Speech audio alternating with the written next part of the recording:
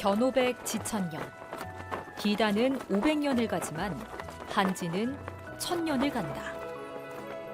한지의 우수성을 한마디로 표현한 말입니다.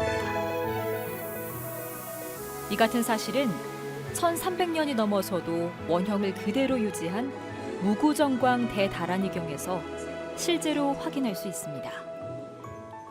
뛰어난 내구성의 탁월한 표현력은 지금도 많은 문인과 화가, 창작자들이 한지를 찾는 이유입니다.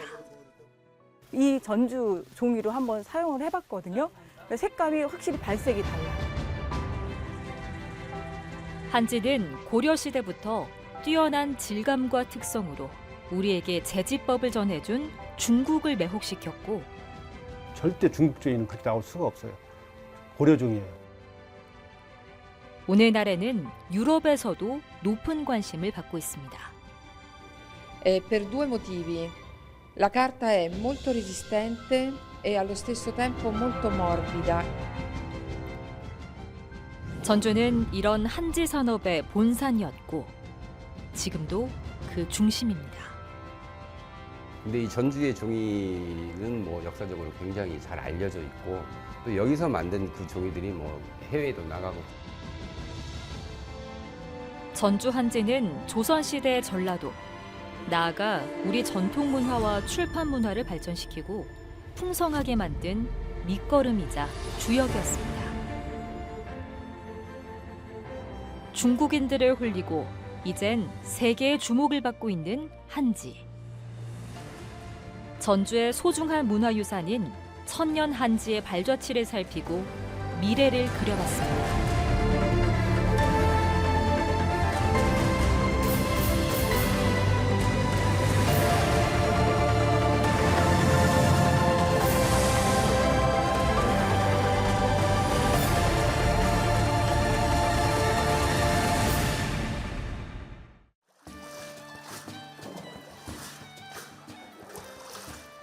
물살을 가르는 한지발의 움직임이 경쾌합니다. 당나무 섬유가 담긴 물을 앞에서 떠서 뒤로 흘려보내고 다시 좌우 옆으로 흘려보냅니다. 우물정자를 그리며 번갈아 하는 물질에 한지의 골격이 세워지고 단단하게 살이 차오릅니다. 이게 앞물. 사람으로 하면 뼈고 이 옆물은 이제 살 붙이는 거예요. 살.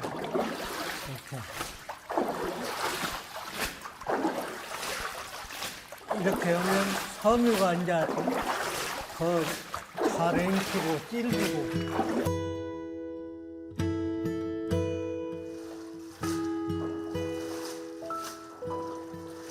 이 같은 동작을 쉽게 하기 위해 외줄에 틀을 걸었습니다. 우리나라에서만 사용하는 전통 제조법인 외발뜨기입니다. 턱이 없는 발에 얹혀 물을 흘려내면서 종이를 뜨기 때문에 흘림뜨기라고도 불립니다. 외발뜨기는 물질의 횟수에 따라 한지의 두께가 결정됩니다. 일정한 두께와 무게를 가지기 위해선 섬세한 힘 조절이 필요합니다. 자칫 한눈이라도 팔면 처음부터 다시 떠야 해 작업에서 집중력이 요구되고 있습니다. 2번 부채 한 장 되거든요. 하나가 15g이 나가야 한 장이, 2장이 30g. 그걸 맞춰야 해, 근대를. 굉장히 이것이 어려워요. 전주 인근의 한 야산. 당나무가 뜨거운 햇볕을 받으며 쑥쑥 자라고 있습니다. 당나무는 한지의 주 원료죠. 섬유질이 단단하고 질긴 참 당나무는 품질 좋은 한지의 첫 걸음입니다. 당나무 한지를 만들기 위해선 먼저 당나무를 수확해야 합니다. 수확은 첫 서리가 내리는 11월부터 시작하는데 섬유질이 부드러운 1년생 당나무만 골라 사용합니다. 밑에 바닥에서 5cm 정도 놔두고 잘라가지고요. 2m 간격으로 잘라가지고 11월 초 정도에 잘라가고 낙엽 다 떨어지고 나면 그때 해가지고 잘라서 묶어놓으면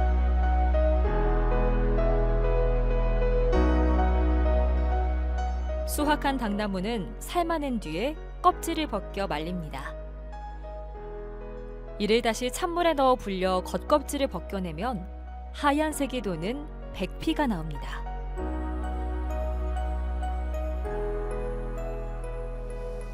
한지의 원료가 되는 섬유질이 변색되는 걸 막고 내구성을 떨어뜨리는 불순물을 제거하기 위해선 잿물이 필요합니다. 잿물은 콩대나 메밀대를 데워 만듭니다. 양잿물과 달리 천연 재료로 만든 잿물은 당나무 섬유도 상하지 않게 합니다. 잿물로 당나무 백피를 삶으면 한지의 원료가 되는 순수 상태의 원료인 백닭을 얻어낼 수 있습니다. 백닭이 곤죽이 되도록 닭돌 위에 올려놓고 수백 번 방망이질을 합니다. 섬유질이 잘게 풀어지도록 하는 고해 과정입니다. 이렇게 해야 긴 섬유의 훼손을 막을 수 있습니다. 또 종이가 한결 질기고 견고해집니다.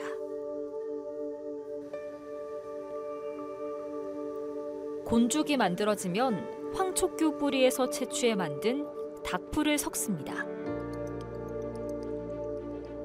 황촉규는 무궁화과에 속한 1년생 식물로 뿌리를 짓이게 얻은 점액질물은 잿물과 함께 전통 한지 제작이 없어서는 안 될 중요한 원료입니다.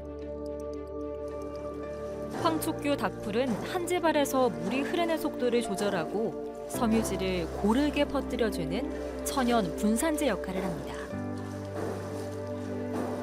곤죽이 된 섬유에 닭풀을 섞으면 본격적으로 종이를 뜨는 작업이 시작됩니다. 뜬 종이는 실베개를 사이에 두고 차곡차곡 쌓아 올립니다. 실베개는 물기를 머금은 종이를 떼기 쉽게 해주는 역할을 합니다. 옛 장인들의 지혜가 엿보입니다. 굴렁대를 이용해 종이의 물기를 빼내면 바람이 잘 통하는 그늘로 옮겨 말립니다. 그 다음 마무리는 도침입니다.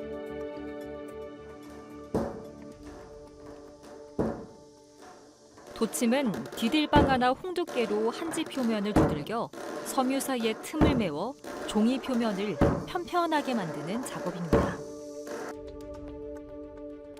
이 과정을 거친 한지는 조직이 치밀해지고 잔털이 일지 않아 오랜 시간이 지나도 글씨가 선명하게 살아나고 한지에 윤기가 흐르게 만듭니다. 도침은 한지에서 꼭 필수한 작업입니다. 닭섬유가 어딘가 모르게 공백이 있어요. 그걸 다져주는 거예요. 그러면 종이 표면이 윤택도 나고 광이 나고 인쇄를 하면 인쇄도 잘 되고 붓글씨를 쓰면 먹도 잘 번지고 아주 좋습니다.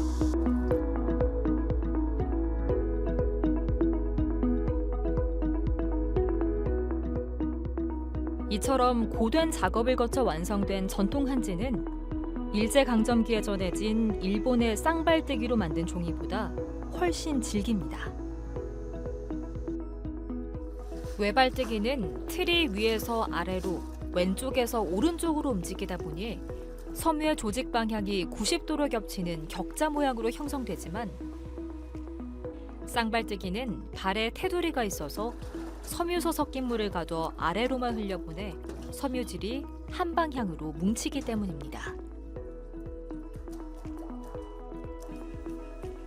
접었다 폈다를 반복해 끊어질 때까지 횟수를 측정한 결과 외발뜨기 한지가 쌍발뜨기보다 3배가량 질겼습니다.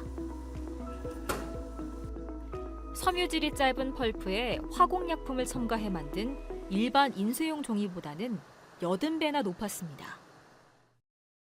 한지는 우리 순수 재물을 사용하고 있어서 섬유에 손상이 적고요. 섬유 길이가 10에서 한 20mm 정도로 일반 목재 펄프보다 한 5배에서 10배 정도가 깁니다. 그래서 강한 내구성을 가지고 있습니다.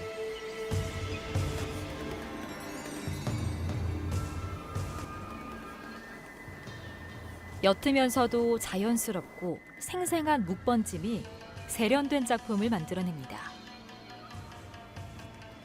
붓의 속도에 따라 먹의 흡수 속도가 달라지다 보니 한 획 한 획 그을 때마다 짙고 옅은 농도 차이가 다양한 변화를 만듭니다.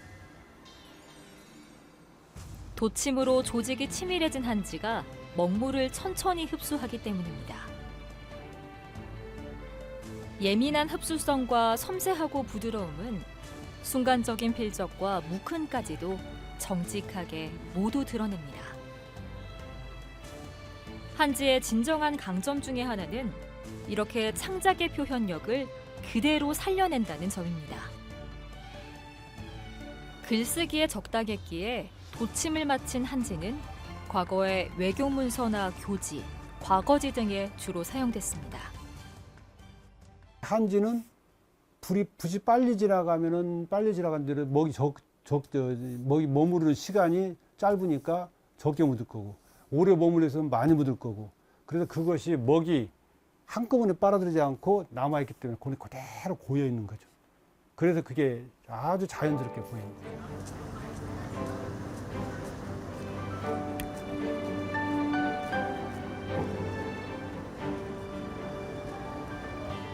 전국의 한지 70%가량이 유통되는 인사동. 이 가운데 90%가량은 수입 한지거나 수입된 당나무로 만든 한지입니다. 그런데 국산 당나무로 만든 전통 한지는 한국화는 말할 것도 없고 최근 서양화 등의 예술 창작 소재로 관심이 높아지고 있습니다. 수입산 당나무로 만든 한지보다 많게는 3배가량 비싸지만 국산 닭을 사용한 한지를 찾는 손님들의 발길이 이어지고 있습니다. 태국 닭 표백을 해서 뜬 종이고, 이 국산 닭은 이게 국산 닭이에요. 이제 국산 닭은 이래요. 2장, 3장을 겹쳐 만든 순수 한지는 두툼하고 견고해 여러 번의 붓질에도 보풀이 일지 않습니다. 또 기다란 섬유질에 따라 퍼지는 독특한 발색에 질감 표현마저 뛰어나다 보니 일반적으로 사용되는 캔버스 천을 대신하고 있습니다. 이제 9월 달에 전시가 있는데 이 전주 종이로 한번 사용을 해봤거든요. 색감이 확실히 발색이 달라요.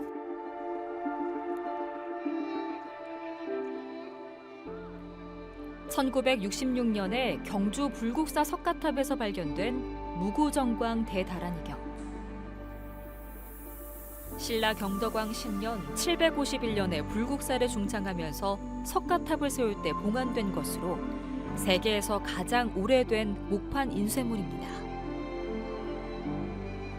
한지에 인쇄된 대다란이경은 1300년이 지났는데도 원형을 유지하고 있습니다. 100번의 손길을 거쳐 비로소 완성된 한지가 기단보다 500년 더 간다는 의미의 견오백 지천년이 결코 빈말이 아님을 그대로 보여주고 있습니다. 전통 종이 제조법은 삼국시대에 중국에서 전해졌습니다. 하지만 섬유를 잘게 갈아서 만드는 중국의 제지법과 달리 우리 땅에선 긴 섬유를 두드려 균일하게 만드는 독창적 방법으로 진화했습니다. 우리 전통 한지는 고려시대부터 중국에서 명성이 높았습니다. 중국인들은 제일 좋은 종이를 고려지라 불렀습니다. 송나라 사람 손목은 12세기에 쓴 저서 계림유사에서 고려의 닭종이는 빛이 희고 윤이 나서 사랑스러울 정도라고 극찬했습니다. 고려시대 문인인 이규보는 동국 이상국집에서 고려의 종이는 부채나 학이 나는 듯하다고 표현했습니다. 중국과의 외교에서 한지는 빠질 수 없는 필수품이 되었습니다. 종이 기술이 시작된 중국보다 한지의 질이 더 뛰어나다 보니 해마다 많은 한지가 조곡물로 중국으로 건너갔습니다. 중국의 많은 문인은 고려에서 건너온 한지의 작품을 남겨 후대에 전하고 있습니다. 송나라 때, 명나라 때의 작품들을 실제로 열람을 해보면 그분들은 고려종이가 아니다고 하고 싶어 해요. 그러나 제가 직접 확인해 본 바에 의하면 절대 중국종이는 그렇게 나올 수가 없어요. 고려종이에요.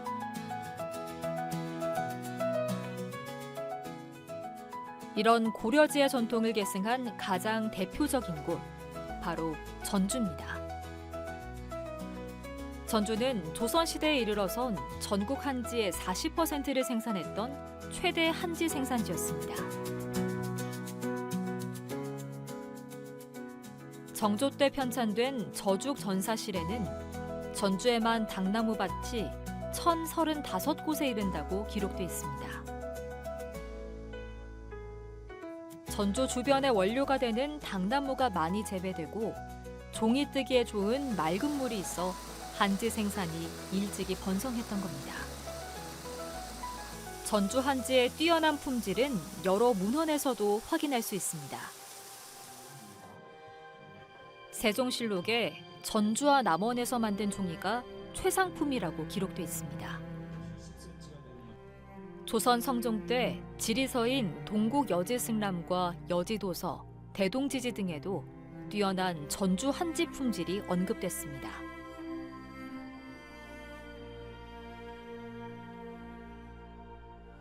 조선을 창건한 태조가 1391년에 설치한 전라가명. 태조는 전라도와 제주도를 관할하도록 전주부에 전라가명을 설치하면서 아예 조지소를 뒀습니다. 조지소는 한지 장인들이 머물면서 종이를 생산하고 관리하는 곳입니다. 경국대전에 기록한 당시 종이 만드는 지장은 236명으로 전국에서 가장 많았습니다. 18세기의 전라가명 영내 기관을 살펴볼 수 있는 완산십곡 병풍도. 전국 최대 종이 생산 지역답게 관찰사의 집무실인 선화당 왼편에 조지소가 위치한 것을 확인할 수 있습니다. 종이 만드는 일이 전라가명과 전라관찰사에 그만큼 중요한 업무였던 걸로 보입니다. 여기에는 다 이유가 있습니다. 조선시대엔 유교 정치 이념을 널리 전파하기 위해 대대적인 서적 편찬 사업을 펼쳤습니다. 또 문서와 종이, 중국에 보낼 곡물, 사대부의 문방용품 등 한지 수요가 급격히 늘자 당나무 재배가 많은 전주에 지소를 두고 한지 생산을 장려한 겁니다. 조선시대에도 우리나라 최대의 한지 생산 거점 지역으로서 자리 잡고 그 역할이 전라가명에서 한지를 곡물로 올리기 위해서 지소를 만들었고 또 수많은 그 종이 파생품으로서의 부채, 선자청도 만들어서 단오 때 나눠주는 그런 공납품을 또 전주가 올렸고 한지는 출판과 서화, 전통공예 등 전주만의 문화를 꽃피울 수 있도록 한 원동력이 됐습니다. 필요한 넓이로 쪼갤 거예요. 굵은 대나무를 돌판 위에 세우고 칼로 일정하게 잘라 부채살 만드는 작업이 이어집니다.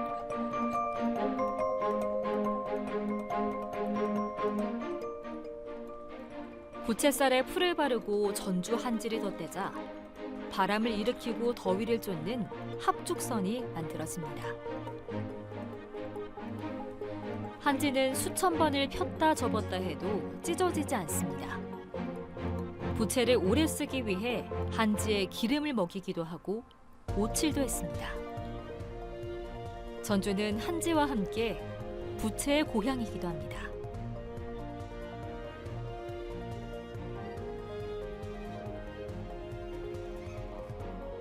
조선시대엔 유일하게 전라가명에 선자청이 설치돼 임금님에게 진상할 부채를 만들었습니다.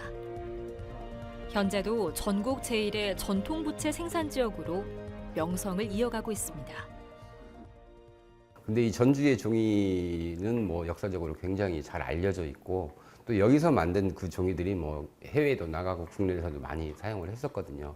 이런 종이하고 좋은 재료, 종이하고 대나무가 있었기 때문에 전주의 저 부채가 유명할 수밖에 없고.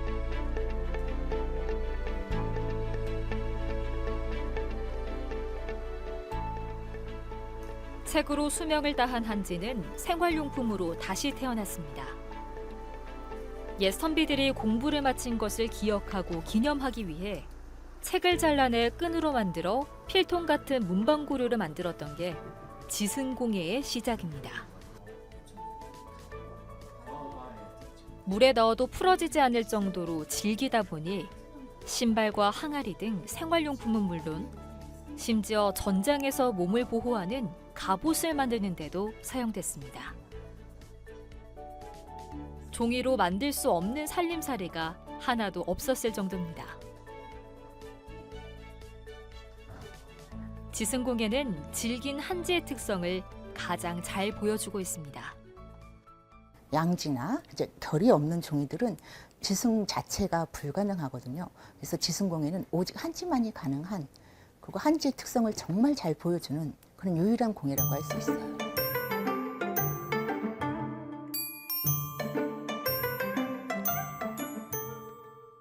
가재 도구를 아름답게 꾸미는 데도 요긴하게 사용됐습니다. 빨강과 파랑, 노랑, 검정, 하양 등 오방색으로 염색한 한지를 문갑과 폐무람, 서랍장 등 생활용품에 붙여 멋을 내기도 했습니다.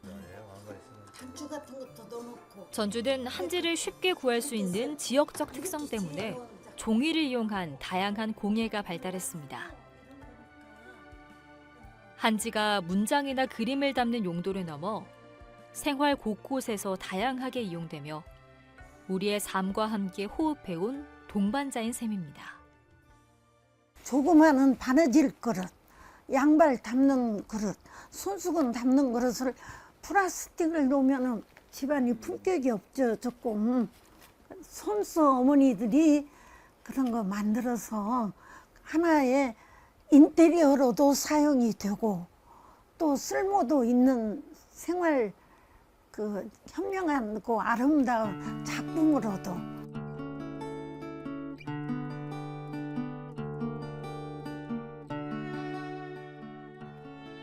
한지의 특징은 창호지에서도 잘 나타납니다.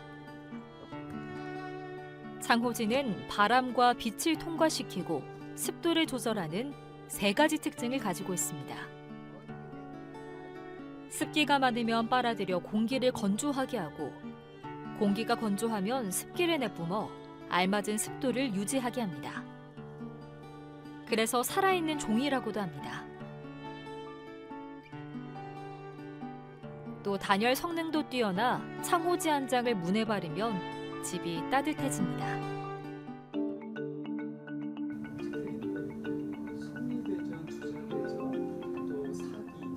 전북대학교 박물관 수장고. 육중한 문을 열자 조선시대에서 책을 찍기 위해 나무로 만든 책판이 모습을 드러냅니다. 2005년에 전북특별자치도 유형문화재 제204호로 지정된 완영 책판입니다. 전라가명이 전주에서 생산하는 한지를 판각한 목판을 가리키며 출판된 서책을 완영본이라고 합니다. 전북대 박물관에는 동의보감과 주자대전 등 1700년대부터 1800년대 말까지 사용된 11개의 서적 책판 5천여 개가 보관돼 있습니다.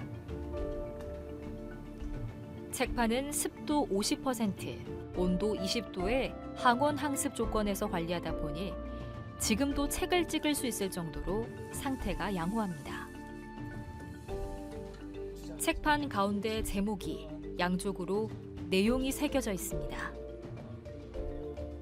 책판 하나를 인쇄하면 2페이지를 찍을 수 있습니다. 25권으로 된 동의보감을 모두 인쇄하기 위해선 1000장이라는 많은 양의 한지가 필요했습니다. 이게 대략 한 500장 정도가 되기 때문에 거기에 이 종이의 면을 계산을 하게 되면 곱하기 2를 하게 되면 이 25권의 동의보감을 만들어내기 위해서는 한 1000장 정도의 한지가 필요했던 것이죠.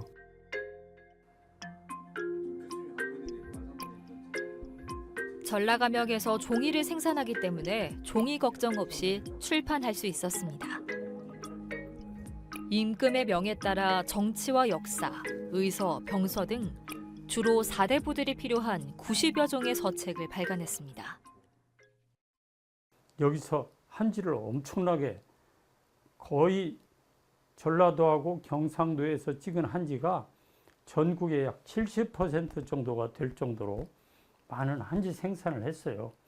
그러다 보니까 이제 국가에서 임금님이 필요한 책을 이번엔 또 역시 전라도 가명하고 경상도 가명에서 좀 찍어서 배포해라 하고 책을 이렇게 내려보내면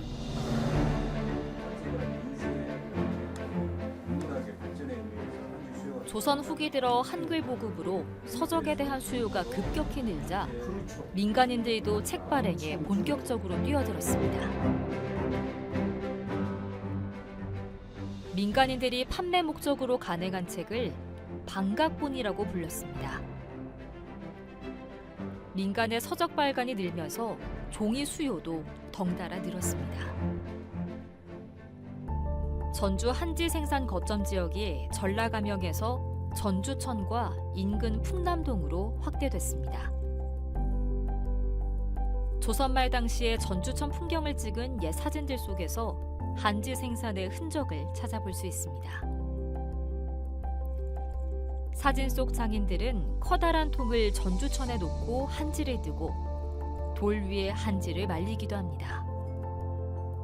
여러 사람이 힘을 합쳐 한지를 뜨는 모습에서 고유의 공동체 정서가 느껴집니다. 전주천 오목교에서 완산교 사이엔 민간인이 운영하는 서점이 모여들면서 서포거리가 생겨났습니다. 서포는 현대의 서점과 출판사를 합친 곳으로 책을 만들어 판매하다 보니 한지 공급이 수월한 지역으로 모인 겁니다. 책을 간행하기 위해서 사용되었던 전주 한지의 어떤 생산과 또 보급, 또 이 책을 간행할 때 사용했던 책판의 세척이나 관리 등의 용이에 있어서 이 전주천을 끼고 같은 그런 위치 선상에서 이렇게 출판이 이루어졌던 것으로 보입니다.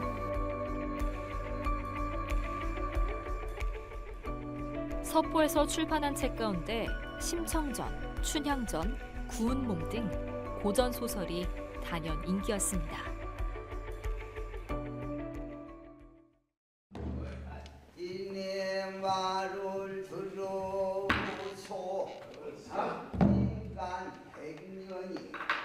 당시 크게 유행한 판소리가 고전 소설의 출간에 막대한 영향을 미쳤습니다. 판소리를 들은 평민들이 판소리 내용을 소설로 옮긴 출판물을 요구했습니다. 판소리 가운데 전라도의 구성진 방언까지 소설 속에 담아내 읽는 재미를 더했습니다. 높은 인기에 출판된 방각본은 전라감영에서 발행한 완영본보다 서너 배 많은 250여 종에 이릅니다. 한자를 모르는 평민들을 위해 읽기 쉬운 한글로 번역한 출판물도 출간됐습니다. 한문을 잘 모르는 분들을 위해서 한글로 번역을 해가지고 이렇게 같이 출판을 합니다. 예를 들면 이런 거죠. 이제 중용대전 한문본이 있고, 예. 그다음에 이건 이제 한글로 중용을 번역해서. 전주에서 간행된 책은 전주에서만 판매된 게 아니었습니다. 서울 등 전국적으로 판매되면서 서울의 경판본과 경기도 안성판본 등과 어깨를 나란히 했습니다. 한지가 일부 계층만 즐겼던 문학을 대중적으로 향유하는 기반이 되면서 전주를 문화의 생산지로 성장하게 만든 발판이 된 셈입니다. 판소리를 기억을 더듬어서 적은 것이 소설로 정리됐고 그 수요가 많아지니까 목판에 새겨가지고 전국에 퍼진 바로 그 완판본 소설이 어찌 보면 한글 문화를 퍼뜨리게 됐고 거기서 수많은 예술, 음악, 창작이 나올 수 있었고요. 한지는 1900년대 들어 서양식 인쇄기술과 신소설이 본격적으로 등장하면서 내리막길을 걷기 시작했습니다. 신소설이 새로운 활자 방식으로 서양 종이에 인쇄되면서 우리의 목판 인쇄 문화와 한지는 빠르게 대중들로부터 외면받게 됐습니다. 한지 운명이 일대 전환점을 맞게 된 겁니다. 근데 우리는 인쇄 문화가 1910년대, 20년대로 마감이 되고 그 화려했던 목판본 인쇄 문화가 막을 내립니다. 따라서 같이 그 많았던 한지도 인쇄가 아무래도 줄어들게 되니까 한지도 생산이 현격하게 줄어들게 되죠. 근현대에 들어서면서 한지업계 상황은 더욱 나빠졌습니다. 아파트가 들어서고 유리창의 보급으로 주거와 생활 양식이 바뀌면서 더 이상 창호지와 한지장판지가 필요 없게 됐습니다. 중국에서 수입된 값싼 종이는 가뜩이나 어려워진 한지업계의 설자리를 더욱 좁게 만들었습니다. 한때 전국적으로 수백여 곳에 이르렀던 한지업체가 이제는 손에 꼽을 정도입니다. 한지산업지원센터에 따르면 전국 한지업체 수는 1996년 64곳에서 2016년 28곳, 2019년 21곳, 2023년 19곳으로 조사됐습니다.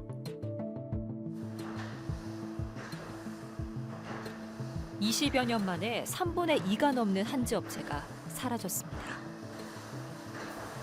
그나마 전주엔 전국에서 가장 많은 7개 한지업체가 남아 명맥을 지키고 있습니다.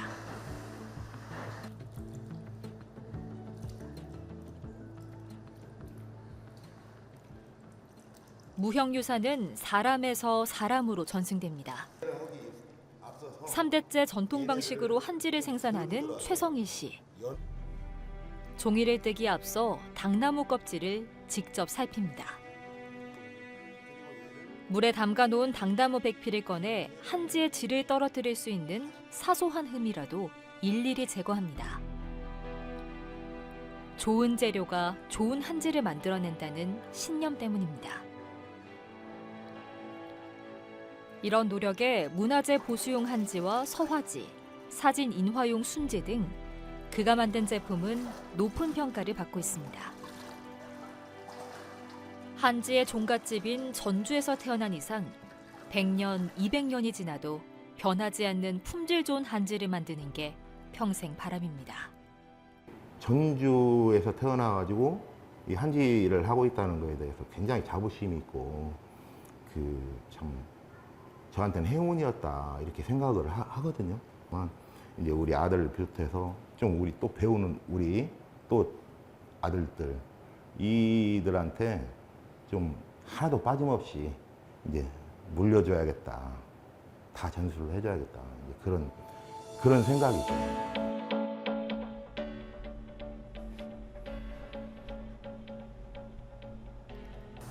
58년이 된 이 한지업체의 경영 철학은 법고 창신.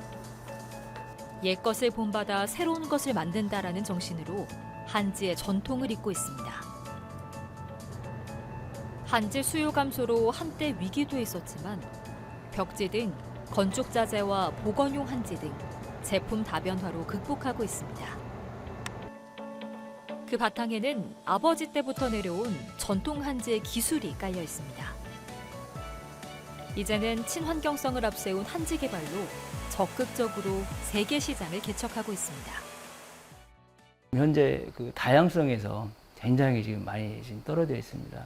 뒤쳐져 있는데 다양한 한지들을 좀 개발할 수 있도록 또 그런 것들을 개발해서 또 수입지하고 같이 경쟁할 수 있도록 그런 좀 체계가 되는 게 좀 시급합니다.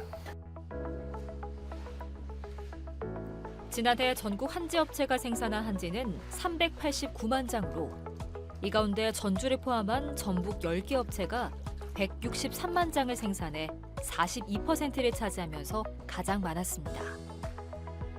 전북 지역 매출액은 31억 8천만 원으로 69%를 차지했습니다.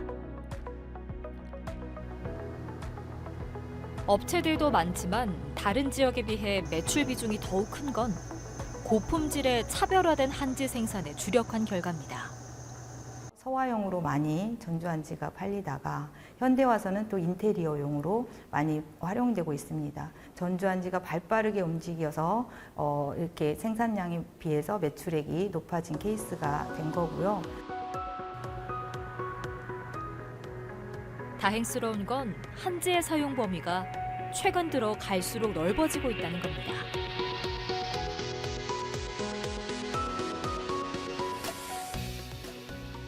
(2000년에) 설립된 익산의 에코융합섬유연구원.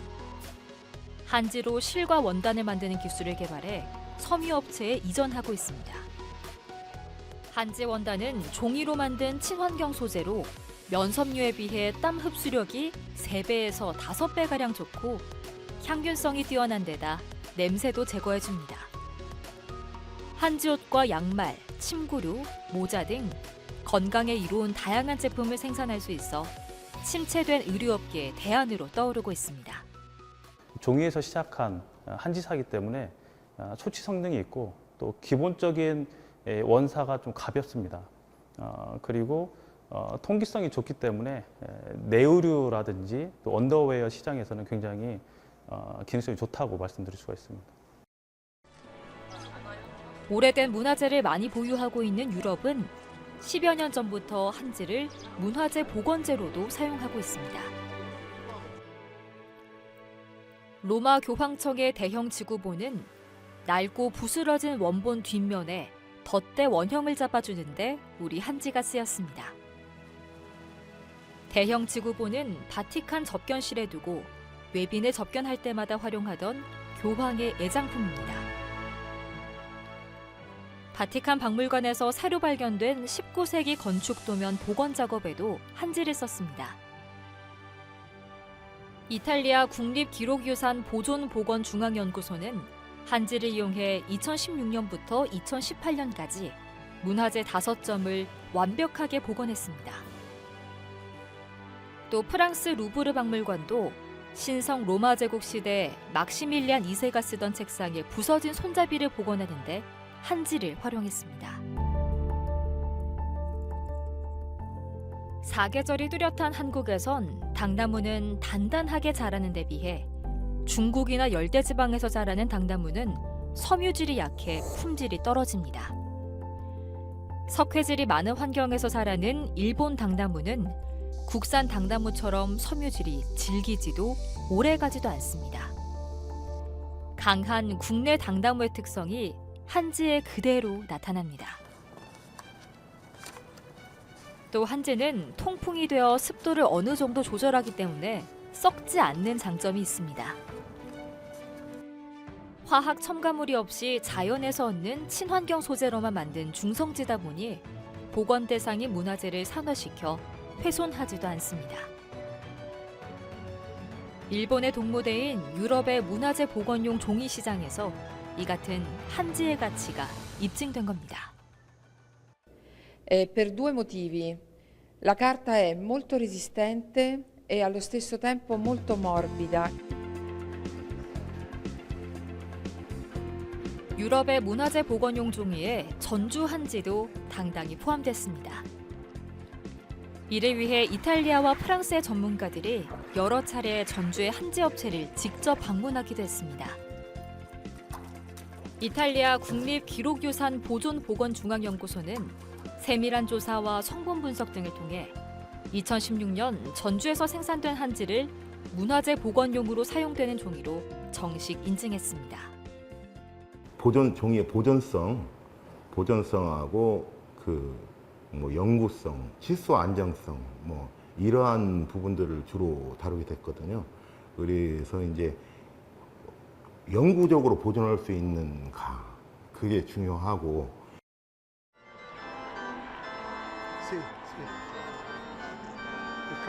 2017년에는 전주 한지로 복본한 고종 황제의 서한이 프란치스코 교황에게 전달되면서 전주 한지에 대한 관심이 더욱 커졌습니다. 서한은 1903년에 즉위한 비오 10세 교황이 고종 황제에게 보낸 친선에 대한 답장입니다. 서한은 비오 10세의 즉위를 축하하고 건강하길 바란다는 내용을 담고 있습니다.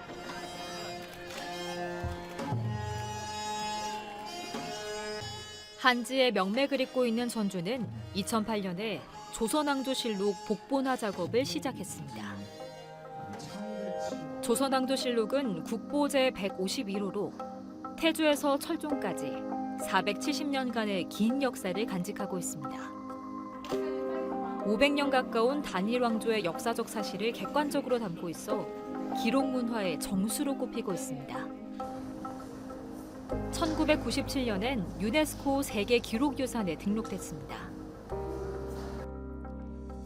복본화 과정의 관건은 원본과 최대한 비슷한 종이를 사용해 세계유산인 조선왕조실록의 위엄을 지키는 것이었습니다. 조선왕조실록에 사용된 종이를 분석해 만든 품질 기준이 전국의 한지 업체에 제시됐습니다. 엄격한 심사를 거쳐 품질 기준을 충족한 한지만 골라 복본 작업에 사용했습니다.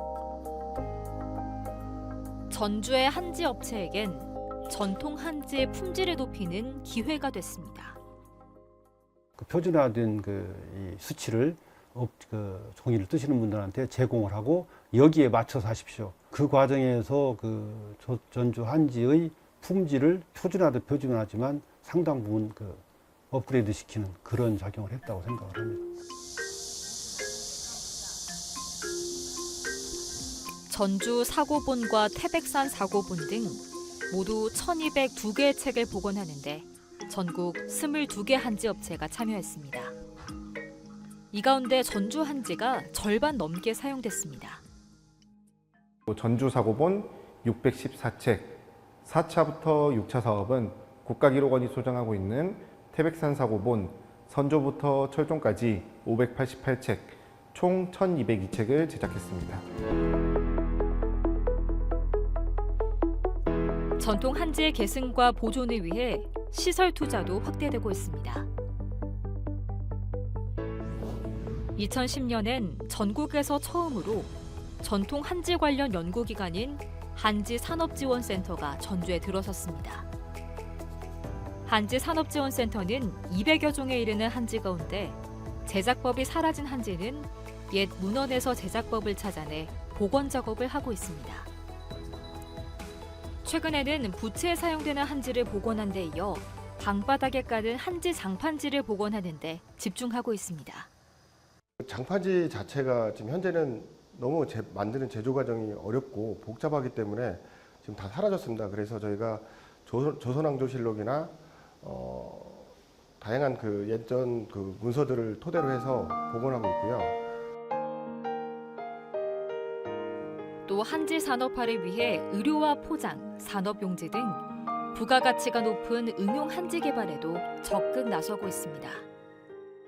웰빙이라든지 어떤 환경의 문제로 인해서 어떤 소재를 찾는 분야가 있어서 그런 분야로 부직포 산업 분야라든지 이런 분야로 전주 한지가 앞으로는 조금 나아가면 산업적으로 더 성장하지 않을까 생각하고 있습니다.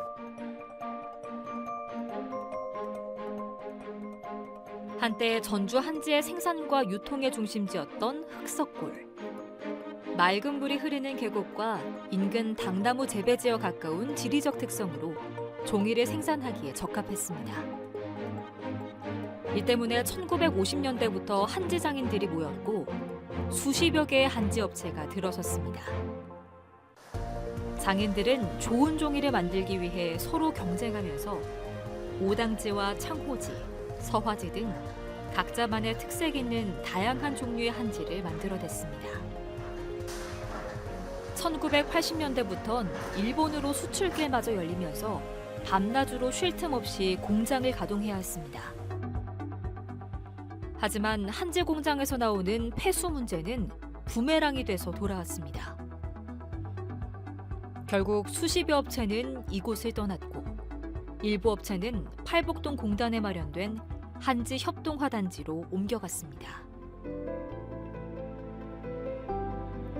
한지 업체들이 흔적 없이 사라진 이곳 흑석골이 30여 년 만에 전통 한지를 계승하고 알리는 성지로 거듭나고 있습니다.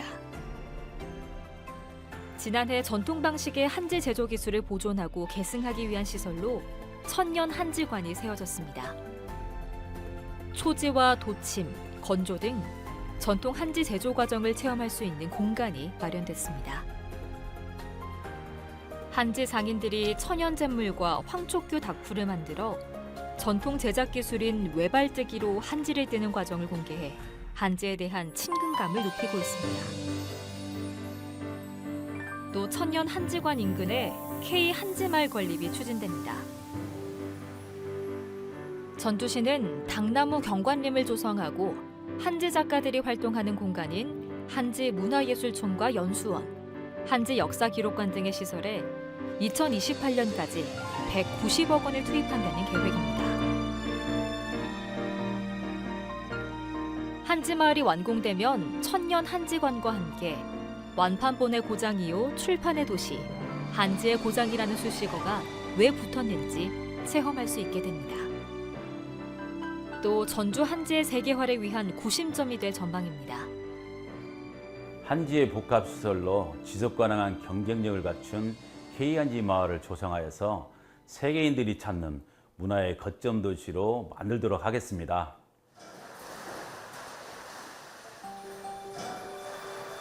한지 활성화를 위해 해결해야 할 과제도 산적해 있습니다. 현재 전주에서 한지를 만드는 대부분의 한지 장인은 7, 80대로 고령인 상황. 60대면 그나마 젊은 편에 속합니다.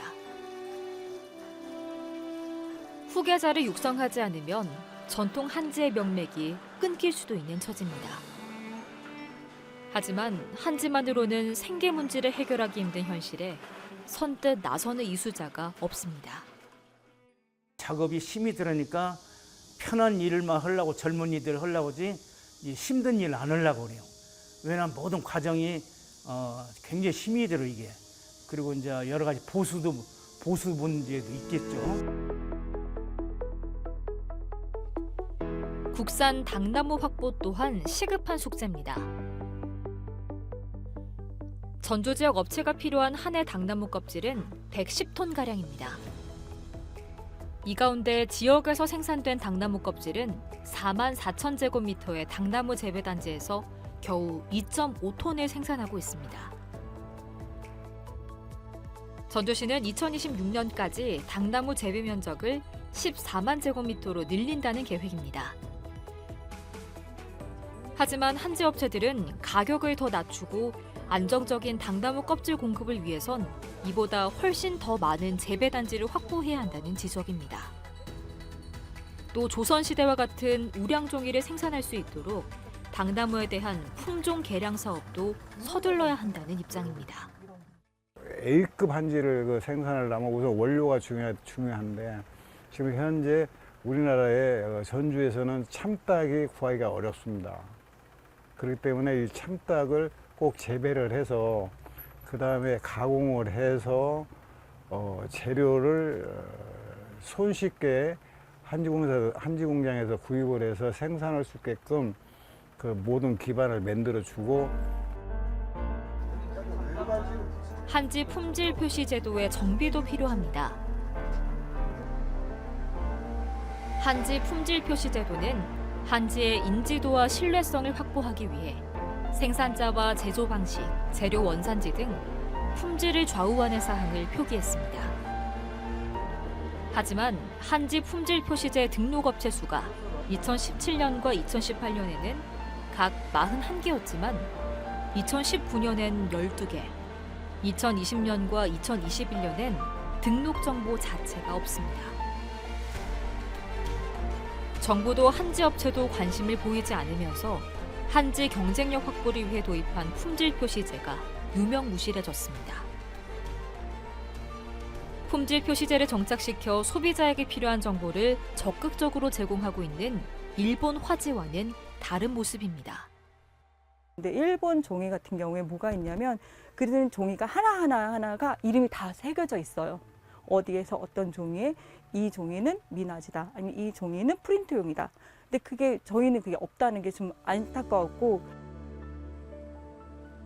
조선시대 200종에 이르는 전통 한지 가운데 자취를 감춘 제작법 복원도 시급한 과제로 남았습니다.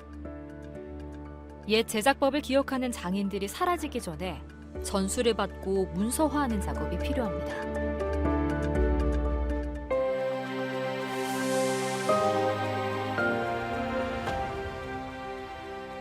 정부는 지난 3월 유네스코 본부에 한지 제작 관련 전통 지식과 기술을 인류 무형 문화유산에 등재하기 위한 신청서를 제출했습니다. 인류 무형 문화유산에 등재되면 동아시아에서는 2009년에 등재된 중국의 전통종이인 선지와 2014년에 등재된 일본의 화지에 이어 세 번째입니다. 등재 여부는 2026년 12월 열리는 유네스코 무형유산 보호협약 정부간 위원회에서 결정됩니다. 유네스코가 지정한 국내 세계 기록 유산은 훈민정음과 조선왕조실록, 직지심체요절, 승전원 일기 등 18건에 이릅니다. 세계에서 네 번째로 중국, 일본보다 많습니다. 기록유산 대부분은 한지를 기반으로 하고 있습니다. 전주는 우리의 전통 문화를 든든하게 뒷받침해온 천년 한지의 고향입니다. 우리 한지가 세계적인 문화유산으로 인정받고 전주 한지가 그 중심에서 어제와 오늘처럼 내일도 환하게 빛나기를 기원합니다.